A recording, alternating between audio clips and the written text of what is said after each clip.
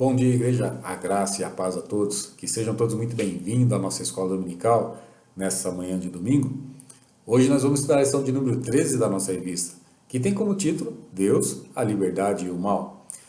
Bom, o objetivo da nossa lição de hoje é nós entendermos a existência de Deus.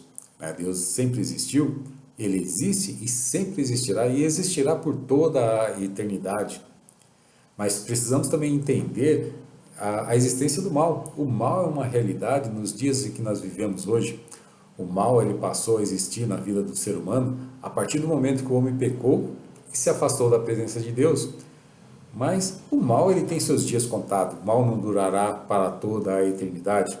O mal ele será extinto na segunda vinda de Cristo. Quando nós formos morar na eternidade, o mal não nos acompanhará. O mal deixará de existir, né? O mal ele não está personalizado em uma pessoa ou em um objeto, mas sim nas ações do ser humano que vão contra a vontade de Deus, que vão contra os princípios que Deus estabeleceu para que o homem pudesse viver aqui na terra, que vão contra a natureza divina de Deus. Como nós já vimos em lições anteriores, Deus não criou o mal para o ser humano. O mal, na realidade, é o resultado da perda dessa imagem e semelhança que existia entre Deus e o homem, por causa do pecado. Quando o homem ele cometeu o pecado da desobediência, né, lá no Jardim do Éden, esse pecado marcou toda a existência do ser humano. Todo ser humano foi concebido em pecado, uma herança que nós adquirimos lá de Adão e Eva, no Jardim do Éden. E com o seu livre-arbítrio que o homem tem hoje, né, ele tem dificuldade de se aproximar de Deus, ele tem dificuldade de permanecer na presença de Deus. Então essa maldade, ela está relacionada à ausência de Deus na vida do ser humano. É importante nós compreendermos que o mal existe, e isso é facilmente, né, a gente podemos ver nos noticiários da televisão, facilmente nós podemos ver isso na internet, nas redes sociais, né? Testemunho de pessoas ou amigos próximos a nós podemos ver como a maldade do ser humano tem se multiplicado. A maldade no coração do homem, ela não anula a existência de Deus. É muito pelo contrário, nós podemos afirmar que é a falta da presença de Deus na vida do ser humano que ele acaba desenvolvendo um coração inclinado a praticar a maldade. A nossa lição de hoje, ela traz a argumentação do monge Anselmo de Cantuária, né? Um monge betiniano. O monge betiniano naquela época era considerada a mais antiga ordem, né, religiosa da católica da época. Anselmo, ele definiu a existência de Deus como algo que a nossa mente humana, a nossa mente limitada não podia imaginar, não poderia definir, mas que quando nós olhamos, né, toda a existência, toda a criação da natureza, do universo, das pessoas, nós simplesmente temos que nos render que existe um ser superior, um ser que criou tudo aquilo, um ser que passou a existir tudo isso, um ser que governa todo o universo para que tudo funcione da melhor forma possível. A ideia de Anselmo de Cantuária era incluir uma série de atributos a Deus, né, para que pudéssemos imaginar como esse Deus era supremo, como esse Deus era poderoso. O grande problema é aqueles que se dizem ateus e procuram, de uma certa forma, buscar argumentações para provar que Deus não existe, né, apoiando simplesmente na existência do mal, né? Eles chegam a dizer que se Deus ele sabe da existência do mal e que esse mal assola a humanidade, será que Deus realmente tem essa consciência, sabe que esse mal existe? Questionando assim a onisciência de Deus. Questiono também se o mal existe e Deus não faz nada para impedir. Será que Deus é tão poderoso? Será que Deus não é limitado? Questionando a onipotência de Deus. Muitos questionam a existência de Deus pela maldade existente no coração do homem, como se Deus tivesse colocado ali no coração do homem esse sentimento, essa maldade no seu coração. procuram transferir essa culpa, né, essa maldade a Deus, como se Deus fosse o culpado, como se o homem não tivesse opção de escolha, como se o homem não tivesse opção de mudar a sua realidade. Questionam a autoridade de Deus, que diz que não faz nada para extinguir o mal. A natureza de Deus, ela está baseada no amor, né? No amor e na sabedoria. Mas o homem tem o livre-arbítrio para fazer as suas escolhas. Podemos observar dentro da Bíblia que sempre que o povo saía da presença de Deus, sempre que o povo abandonava, quebrava a aliança com Deus, ele andava por caminhos maus, né? Ele andava por caminhos tortuosos e acabava pagando um preço muito alto por essa desobediência, por essa quebra de aliança. Vamos dar uma lida lá em Êxodo, capítulo 32, do versículo 1 ao versículo 8. O texto diz assim: Mas vendo o povo que Moisés tardava em descer do monte, acercou-se de Arão, ele disse: Levanta-te, façamos-nos deuses que vão diante de nós, pois quando este Moisés, o homem que nos tirou do Egito, não sabemos o que lhe terá sucedido. Disse-lhe Arão: Tira as argolas de ouro das orelhas das vossas mulheres, dos vossos filhos e vossas filhas, e trazei. Então todo o povo tirou das orelhas as argolas e trouxe a Arão. Este, recebendo-as das suas mãos, trabalhou o ouro com buril e fez dele um bezerro fundido. Então disseram: São estes, ó Israel, os teus deuses que tiraram da terra do Egito. Então Arão, vendo isso, edificou um altar diante deles e, apregoando, disse: Amanhã será festa ao Senhor. No dia seguinte, madrugaram e ofereceram holocausto e trouxeram ofertas pacíficas, e o povo assentou-se para comer e beber e levantou-se para divertir-se. Então disse o Senhor a Moisés: Vai, desce, porque o teu povo, que fizesse sair do Egito, se corrompeu. E depressa se desviou do caminho que lhe havia eu ordenado. Fez para si um bezerro fundido, e o adorou, e lhe sacrificou, e disse: São estes, ó Israel, os deuses que te tiraram da terra do Egito. O texto que nós acabamos de ler mostra como o costume da idolatria, aprendida por várias gerações ali no Egito, estava influenciando a vida espiritual do povo de Israel, fazendo com que esse povo quebrasse a aliança estabelecida com Deus, com a ausência do seu líder espiritual para apontar o caminho, para direcionar o povo. O povo acaba voltando à prática da idolatria, que aprendeu por cerca de 430 anos ali no Egito, esquecendo ali totalmente as promessas e a aliança que tinha estabelecido com Deus. O povo ali no Egito, ele não conseguiria ser libertado, ele não conseguiria passar de escravo, o povo nunca seria uma nação, o povo sempre seria subjugado. 430 anos ali no Egito, o povo perdeu a visão da promessa de Deus. Durante os momentos difíceis ali que o povo passou, da caminhada, saindo do Egito para atravessar o deserto, o povo murmurava muito, porque ele sentia saudade do Egito, ele sentia saudade do conforto que ele tinha do Egito, mesmo sendo escravo. Mesmo Deus suprindo todas as suas necessidades, o povo murmurava. Deus levantou Moisés como líder do povo de Israel. Moisés, ele realizou grandes sinais ali no Egito, demonstrando ali a autoridade, o poder de Deus para que o povo pudesse conhecer melhor esse Deus. Deus livrou o povo da escravidão, protegeu no deserto, Deus supriu suas necessidades, tudo para torná-lo uma grande nação, né, numa terra que desse leite e mel, mas a grande promessa era que dessa descendência desse povo viria o Messias, né, que entregaria a sua vida em favor da humanidade, para salvar toda a humanidade.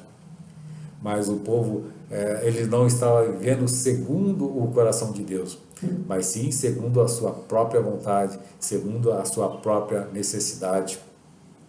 Quando o homem ele se afasta de Deus, quando o homem ele não está ligado à vontade de Deus, o seu caráter é transformado, a sua personalidade é corrompida. Estamos sujeitos a endurecer o nosso coração diante do contato que nós temos com a maldade, durante a convivência que nós temos com a maldade, o nosso coração acaba se tornando duro. A maldade ela tem afastado cada vez mais o homem da presença de Deus, como se Deus fosse culpado ou que ele tivesse criado a maldade. Se Deus não fosse tão misericordioso e simplesmente castigasse o ser humano pelo seu pecado, pelo pecado que ele cometeu, pela maldade do seu coração, a humanidade já teria sido consumida. Vamos dar uma lida no texto, lá que se encontra em Êxodo, capítulo 32, do versículo 9 até o versículo 4. Disse mais o Senhor a Moisés: tenho visto este povo, e eis que é um povo de dura cerviu. Agora, pois, deixa-me, para que eu acenda contra eles o meu furor, e os consuma, e de ti farei uma grande nação. Porém Moisés suplicou ao Senhor, seu Deus, e disse-lhe: por que acende, Senhor, a tua ira contra o teu povo, que tiraste da terra do Egito com grande fortaleza e poderosa mão? Porque hão de dizer os egípcios: com maus intentos os tirou, para matá-los no monte e para consumi-los da face da terra? Torna-te o teu furor da tua ira e arrependa-te deste mal contra o teu povo. Lembra-te de Abraão, de Isaque e de Israel, teus servos, aos quais por ti mesmo tens jurados, e lhes disseste: multiplicarei a vossa descendência como as estrelas do céu, e toda esta terra de que tenho falado, dar-te-la-ei a vossa descendência, para que a possuam por herança eternamente. Então se arrependeu o Senhor do mal que dissera havia de fazer ao povo. O texto anterior que nós lemos, ele conta a história de quando Moisés subiu ao monte para receber diretamente da mão de Deus instrução para o povo, né? E devido à sua demora e à falta de uma liderança que tivesse convicção ali das promessas de Deus e da aliança que foi estabelecida com Deus, permitiu que o povo voltasse à prática da idolatria, né? Embora o povo tivesse vivido ali grandes experiências no Egito, Deus havia se manifestado com um grande poder ali no meio do povo, manifestando ali através das 10 pragas, para que o povo pudesse sair ali do Egito. E no deserto Deus estava suprindo todas as suas necessidades, a necessidade do povo, mostrando ali que a aliança estabelecida com Deus, ela era uma aliança promissora ao povo de Israel. Mas mesmo assim, o povo acaba se desviando do seu caminho. Deus tinha toda a autoridade, Deus tinha todo o direito de castigar o povo, porque o povo havia quebrado a sua aliança. Aí nós vemos a intervenção do homem, né? A oração, Moisés intervindo ao povo e Deus se manifestando um Deus de misericórdia ali no meio do povo. Deus, ele é justo, ele demonstra a sua misericórdia diante de um coração arrependido. Mas nós não podemos nos enganar, porque Deus, ele é justo e ele conhece o coração do homem. Podemos ver em vários momentos bíblicos a maldade no coração do homem e a sua consequência marcante na história da humanidade. Primeiro nós podemos ver a questão do dilúvio, né? Que está registrada lá em Gênesis capítulo 6, versículo 5, que diz que a maldade do homem se multiplicava sobre a face da terra. Vamos dar uma lida no texto. O texto diz assim: viu o Senhor que a maldade do homem se havia multiplicado na terra, e que era continuamente mal todos os desígnios do seu coração. O autor do livro de Gênesis ele usa duas palavras para demonstrar como a maldade estava crescendo naquela sociedade, né? Primeiro ele fala que a maldade no coração a maldade estava se multiplicando, ou seja, estava de uma forma crescente, de uma forma ascendente, né? Crescendo ali na terra. E que era continuamente mal todos os desígnios do seu coração. Ou seja, não era uma questão de ação e reação, mas era algo que já estava no coração do homem, a prática da maldade. A maldade no coração do homem, ela se multiplicava cada vez mais porque o homem estava cada vez mais longe, distante da presença de Deus. Isso é uma questão muito lógica, né? Porque aquele que está na presença de Deus, aquele que busca a presença de Deus, ele não tem prazer em fazer o mal, ele não pratica o mal contra ninguém. A maldade, ela estava presente naquela sociedade, como diz o autor, no coração do homem e é continuamente inclinado a praticar essa maldade. Tudo isso porque o homem estava fora da presença de Deus. Diante de tudo isso que a história nos relata, né, o povo pagou um alto preço. Deus é amor, é misericordioso, mas ele é justo, né? Se nós lemos lá, vamos dar uma lida lá em Gênesis capítulo 18, do versículo 20 ao versículo 23, a história de Sodoma e Gomorra. O texto ele diz assim: Disse mais o Senhor, com efeito, o clamor de Sodoma e Gomorra tem se multiplicado, e o seu pecado tem se agravado muito.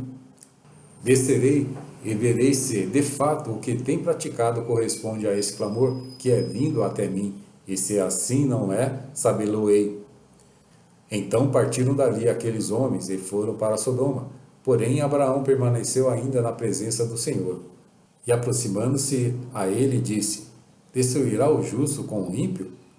Se nós compararmos a intercessão que Abraão fez pela cidade de Sodoma e Gomorra, para que Deus não destruísse aquela cidade, mas a cidade foi completamente destruída, né? Só sobrando ali Ló e as suas duas filhas, com a intercessão que Moisés fez diante do povo, né? Quando o povo peca ali no deserto, e Deus poupou ali o povo, dando uma segunda chance. Parece que Deus agiu de duas formas diferentes, de duas formas distintas na mesma situação.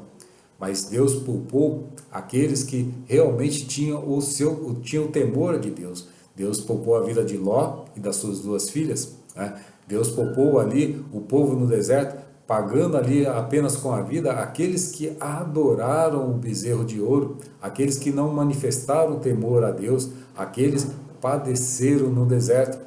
Como Deus poupou também a cidade de Nínive, né? Que era uma cidade de pecadores, uma cidade que a maldade tinha se multiplicado de tal forma que nem mesmo Jonas quis ir lá pregar para o povo de Nínive, né? Queria que aquele povo pagasse com a vida, mas diante de um coração arrependido, mesmo diante da maldade, mas com um coração arrependido, aquele povo de Nínive foi perdoado.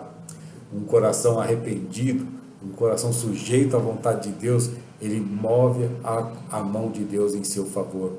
Para nós concluirmos, podemos afirmar que a maldade é uma realidade na vida do ser humano. Aquele que não conhece a Deus, aquele que não teme a Deus, a maldade ela está inserida na nossa sociedade, no nosso contexto. Mas, por outro lado, se a maldade é uma realidade, nós também podemos nos alegrar muito, porque Deus também é real em nossas vidas. Deus é misericordioso para com as nossas vidas. A nossa fé e a nossa esperança não pode ser abalada pela maldade existente no mundo, mas ela tem que ser fortalecida pela fé, pela esperança diante de Deus. Amém? Que Deus abençoe a todos.